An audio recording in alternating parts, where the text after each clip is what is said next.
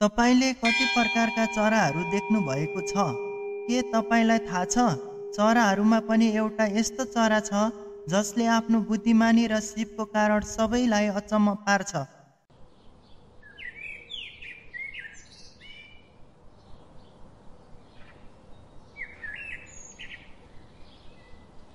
आज म तपाईलाई त्यही अद्भुत र मेहनती चराको बारेमा विशेष जानकारी दिनेछु। त्यो चरा हो बया चरा। बया चरा एक सानो तर अत्यन्तै बुद्धिमानी र मेहनती चरा हो।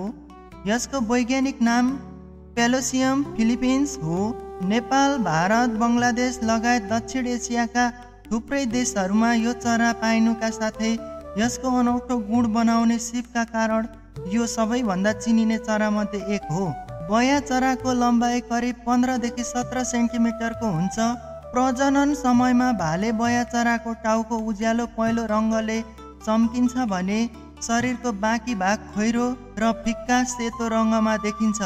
पोथी र बच्चाहरूको रङ केही फिक्का र साधारण खालको हुन्छ। बया चराले घाँस, सुक्खा रेसा र बोटहरूका पत्ताहरू प्रयोग गरेर निकै सुन्दर र बलियो गुड बनाउँछ। यसको गुड तलतिर मुख भएको हुन्छ र पूर्ण रूपमा झुन्डिएको हुन्छ, जसमा बाहिरबाट सिधै पस्न सकिँदैन। यस किसिमको संरचनाले गुडलाई शिकारीहरूबाट सुरक्षित राख्छ। बया चराहरू समूहमा बस्न मन पराउँछन्।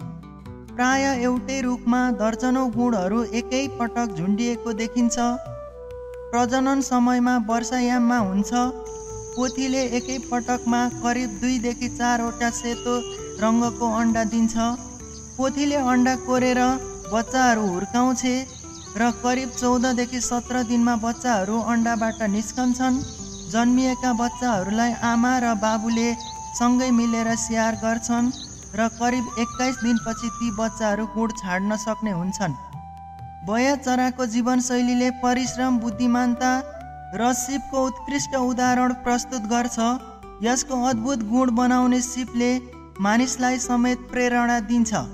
वास्तवमै बया चरा चरा जगतको एउटा असल उदाहरण हो, जसले देखाउँछ कि सानो जीव पनि आफ्नो धेरै सिपालुता र एकता मार्फत ठुलो उपलब्धि हासिल गर्न सक्छ। दर्शकबिन, तपाईलाई आजको भिडियो कस्तो लाग्यो? हामीलाई कमेन्टमा अवश्य बताउनुहोला। साथै आजको भिडियो तपाईलाई राम्रो लाग्यो भने लाइक तथा सेयर गरी हाम्रो च्यानललाई सब्स्क्राइब गर्न नभुल्नुहोला र साथमा रहेको बेल आइकन पनि थिच्नुहोस् ताकि हामीले अपलोड गर्ने नयाँ भिडियोको जानकारी सबैभन्दा पहिला तपाईलाई प्राप्त होस्। आजको लागि यति नै। अर्को नयाँ भिडियो लिएर आउने नै छौँ। नमस्कार।